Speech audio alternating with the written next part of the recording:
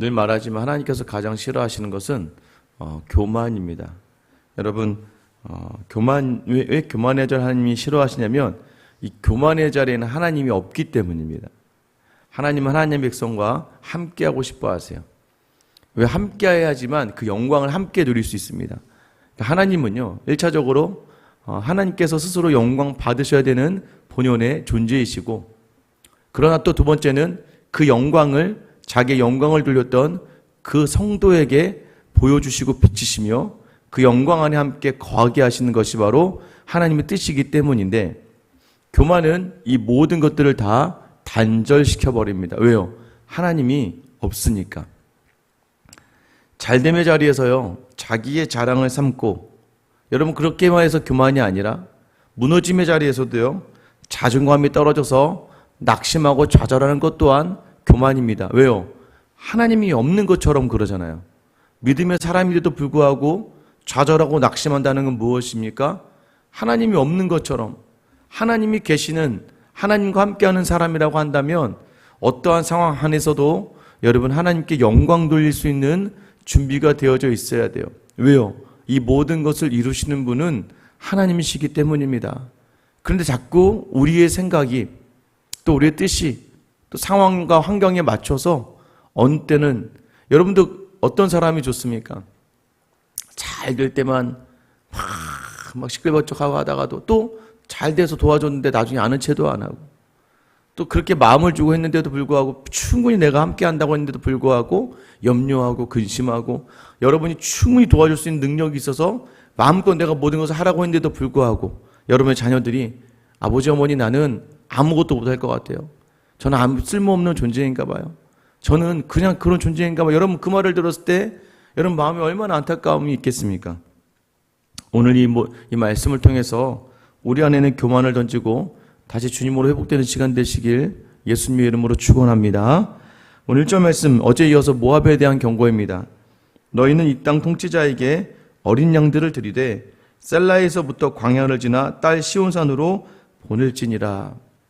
여러분 모압을 멸망시키고자 작정하시는데, 그러나 모압에게 기회를 줍니다. 어떤 기회를 줍니까? 이 땅의 통치자에게 어린 양을 드려라. 하나님에게 이 어린 양을 드리라는 것이지만, 여러분 그래서 셀라에서부터 광야를 지나서 딸 시온산으로 보내라. 시온산이 어디예요? 예루살렘이죠. 예루살렘으로 어린 양을 보내라라는 건 무엇입니까? 환난의 때에 예루살렘으로 피해라. 오늘날 같으면 어떤 의미예요? 힘들고 어려울 때에, 지치고 고날 때에는 하나님을 바라보라는 겁니다. 예배의 자리, 기도의 자리, 말씀의 자리로 피하라라는 것이에요. 왜 그렇습니까? 2절에 보면 모압의 딸들은 아르논 나루에 떠다니는 새 같고 보금자리에서 떠진 새새끼 같을 것이라. 정처 없이 너희가 떠돌게 될 것이니까 어디로 가야 될지를 하나님께서 긍휼을 베푸시며 알려주셨던 거예요. 3절에 보면 너는 방도를 베풀며 공의로 판결하며 대낮에 밤같이 그늘을 지으며 쫓겨난 자들을 숨기며 도망한 자들을 발각되게 하지 말며 나의 쫓겨난 자들이 너와 함께 있게 하되 너 모압은 멸절할 자 앞에서 그들에게 피할 곳이 되라. 대저 토색하는 자가 망하였고 멸절한 자 그쳤고 압제하는 자가 이 땅에서 멸절하였으며, 이 말은 너희가 그곳으로 피하고 후에 너희에게 나의 멸절된 자, 하나님의 심판을 받아서 피하는 하나님의 백성들이 있거든. 그들을 숨겨두고 발각되지 않게 하며 그들로 하여금 너희 안에 숨겨지게 하라는 거예요. 너희 안에서 있게 하라는 거예요. 그러니까 지금 너희가 예루살렘 피하고 후에, 그러나 너희가 다짐해야 될 게 뭐냐면, 후에 하나님의 백성이 어려움 당해서 너희에게 올 때 너희가 그들을 받아줘야 된다는 거예요. 왜 그렇습니까? 5절 말씀, 다윗의 장막에 인자함으로 왕위가 굳게 설 것이요 그 위에 앉을 자는 충실함으로 판결하며 정의를 구하며 공의를 신속히 행하리라. 결국 온전하고 굳건한 왕위는 다윗 왕가, 다윗의 장막에 세워질 거기 때문이에요. 그러니까 너희의 미래를 위해서 그들을 품어주라는 거예요. 왜? 그 땅에 하나님의 온전한 나라가 설 것이기 때문이다. 다윗의 장막이 다시 인자함으로 굳게 설 것이기 때문에 그 다시 오실 그 완전한 나라에 너희가 복속하고 또 너희가 그 안에서 평화를 누리기 위해서 먼저 너희가 그들을 품어주라고 권하는 그 내용이 오늘 본문에 나옵니다. 자, 그런데 모압이 왜 멸망하게 되었습니까? 6절입니다. 6절 같이 읽어볼게요. 시작. 우리가 모압의 교만을 들었나니 심히 교만하도다. 그가 거만하며 교만하며 분노함도 들었거니와 그의 자랑이 헛되도다. 우리가, 그러니까 모압의 교만, 하나님께서 모압의 교만을 들으셨다는 거예요. 그 교만과 거만을 어떻게 표현합니까? 분노함도 들었고 자랑도, 그의 자랑도 들었다는 거예요. 그러니까 교만의 한 모습을 어떻게 표현하고 있냐면 분노를 자랑하는 거예요. 감정 정리를 못하는 거예요. 분노를 한다는 거예요. 분을 내는 게 여러분 그게 굉장히 교만한 거예요. 왜 교만한 겁니까? 여러분 왜 어떤 사람이 분을 낼 때, 여러분 만약에 여러분의 자녀가 여러분의 뭐 손주들이나 또는 여러분의 뭐 그 다른 자녀들에게 확 화를 낸다는 건 뭐예요? 여기 어른이 있는데도 불구하고 교만한 거죠. 어른이 옆에 있으면 그렇게 하면 안 되죠. 여러분 더 높은 사람, 도려운 사람, 경외하는 사람 앞에서 함부로 화를 낼 수 있겠습니까? 그러니까 자기가 만만하다고 생각하니까, 이거 내 거라고 생각하니까 분노하는 거예요. 그래서 조심하셔야 됩니다. 분노는요, 교만의 대표적인 표징이에요. 또 하나는 무엇입니까? 자기 자랑. 그 자랑으로 가득하다는 거예요. 우리는요, 무언가 좋은 일이 있으면 자랑하고 싶어요.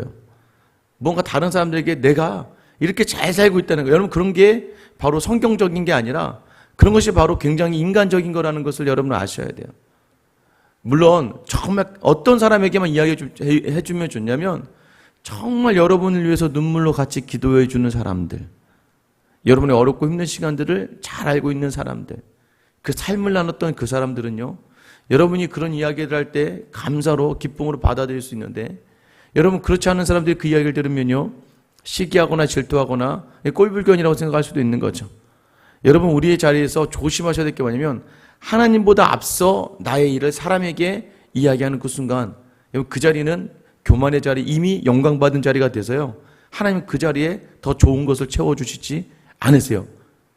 기도도 마찬가지였잖아요. 골목 어귀에 서서 바리새인처럼 큰 소리로 기도하지 말라고 이야기하지 않습니까? 왜요? 이미 하나님이 기도에 그 응답 주실 걸 네가 그 사람들 보내서 기도함으로 말미암아 다 받았다는 거예요.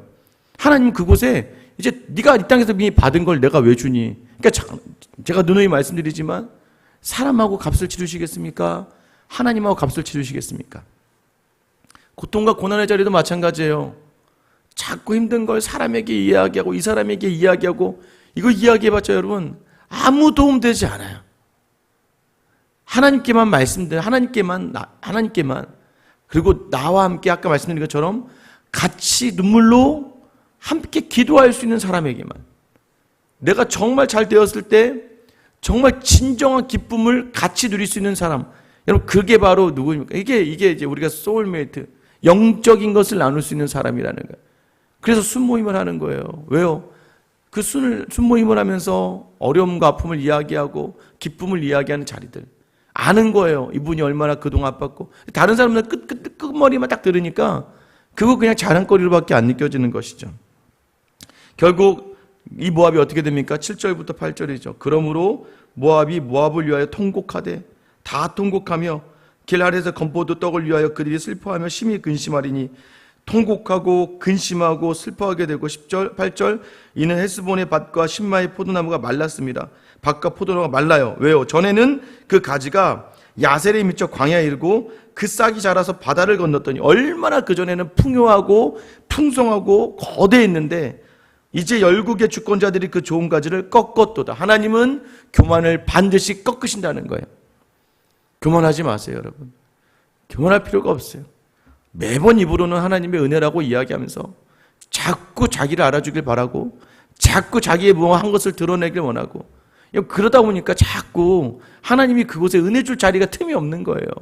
모든 것을 다 자기로 채워버리는데 어떻게 거기가 하나님의 은혜가 있을 수 있겠습니까? 여러분 또한 하나님께서 슬퍼하세요. 9절입니다. 그러므로 내가 야셀의 울음처럼 신마의 포도나무를 위하여 울리라. 여러분 하나님이 인간적인 신인 동형이라고 이야기하는데 인간적인 모습으로 우신다는 거예요. 헤스본이여 엘랄레여 내 눈물로 너를 적시리니, 하나님의 눈물로 그 너를 적신다는 거예요. 너의 여름실과 내 농작물의 즐거운 소리가 그쳤습니다. 즐거운 기쁨이 기름진 밭에서 떠났고 포도는 노래와 즐거운 소리가 없어지겠고 틀에는 포도를 밟을 사람이 없으니 이는 내가 즐거운 소리를 그치게 하였습니다. 하나님이 그치게 한 그곳에 하나님 슬퍼하시며 그 즐거운 모든 소리를 그치게 하셨다는 것. 11절 그러므로 내 마음이 모압을 위하여 수금같이 소리를 바라며 내 창자가 길 아랫을 위하여 그러하도다. 여러분 보세요. 하나님의 마음, 교만한 모압을 치시면서도 하나님이 얼마나 마음 아파하십니까? 하물며 자기 백성 성도들을 하나님께서 때로는 교만을 꺾으시기 위해 징계를 가하실 때 그 마음이 얼마나 아프시겠어요. 마치 자녀의 잘못된 모습을 보고 자녀를 혼낼 때 오히려 더 마음이 힘든 부모의 마음과 같지 않겠습니까? 여러분 이게 바로 우리에게 주신 은혜예요. 뭐요? 모압마저, 이 교만한 모압마저 하나님은 치시면서도 마음 아파하시는데 하물며 우리를 향하신 하나님의 마음은 오죽하겠습니까? 그래서 여러분 우리가 더 하나님 앞에서 온전하게 서기를 노력하셔야 돼요. 이 교만의 자리 12절 모압이 그 산당에서 피곤하도록 봉사하며 자기 성소에 나아가 기도할지라도 소용없으리로다. 왜요? 하나님을 모르니까. 아무리 산당에 가서 피곤하도록 봉사하고 성소에 나가 기도할지라도 하나님이 안 들어주신다는 거예요. 반대로 얘기할게요, 여러분.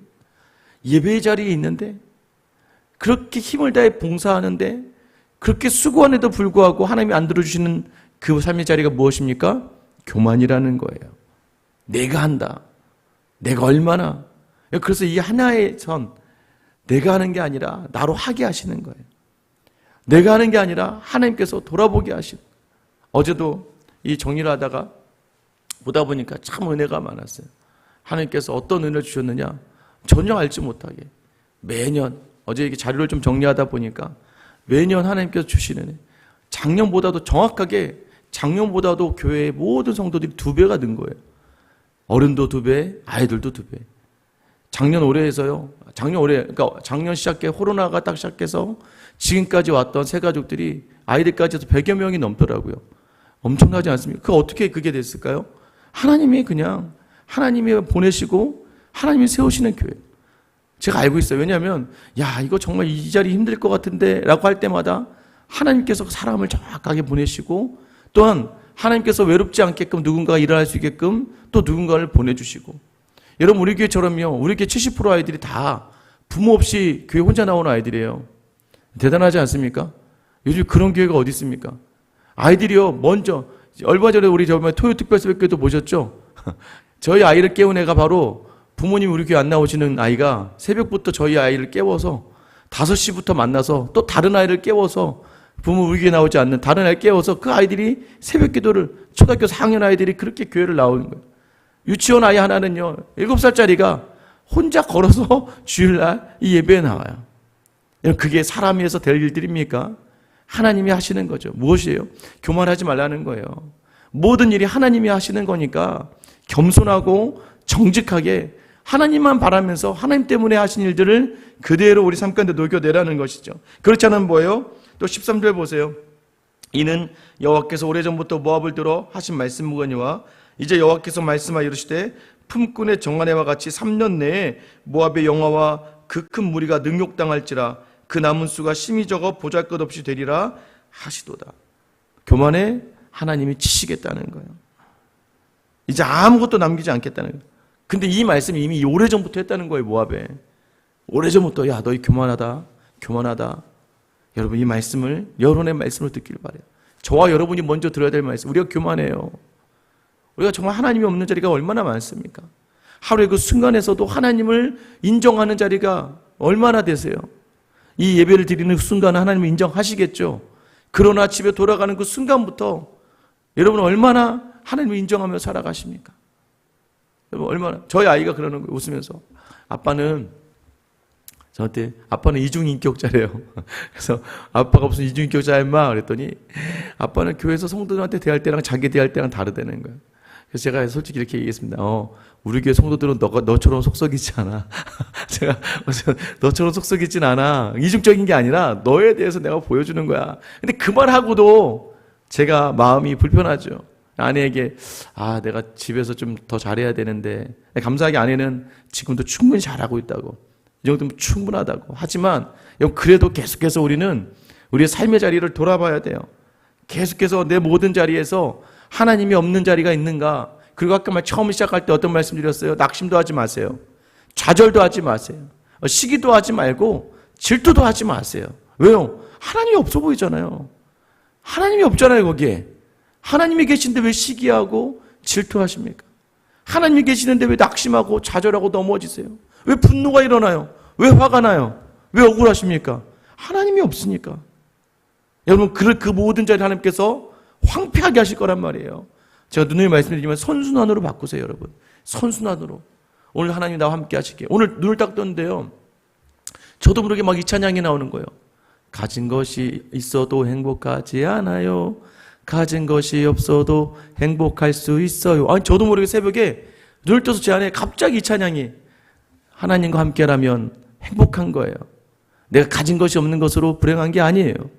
가진 것이 없어도 하나님 때문에 행복할 수 있는 삶, 그게 우리에게 주신 특권이요, 능력이고 힘이 될 줄 믿습니다. 오늘도 그 주님과 함께 여러분의 교만의 소리가 들리지 않게 우리가 그 교만을 들었다. 하나님의 귀에 여러분의 교만이 아니라 여러분의 겸손과 순종만이 들리는 이 하루가 되시기를 예수님의 이름으로 축원합니다. 기도하겠습니다. 하나님, 오늘도 우리 하루의 삶에 온전히 하나님을 담아내며 그 음성을 담아내며 하나님, 우리 생각보다 좋은 자리에서 하나님께만 영광 돌리고, 하나님, 여전히 내 생각과 달라서 넘어지고 무너지고 시기하고 질투하며 불평과 원망하며 억울함과 분함 가운데 있는 그 순간, 또 때로는 낙심하고 좌절하는 그 순간이 우리에게 있지 않게 하시고, 그 모든 자리도 하나님과 함께 하기에 오늘도 넉넉하게 견디고 버틴다는 믿음의 고백이 우리 모든 성도들에게 있게 하여 주시옵소서. 하나님과 함께라면 모든 자리가 평강이요 기쁨이요 행복일 줄 믿사오니, 오늘도 나의 교만의 소리가 죽게 들리지 않도록 겸손하게 서서 나아가는 귀한 하루 되게 하여 주시옵소서.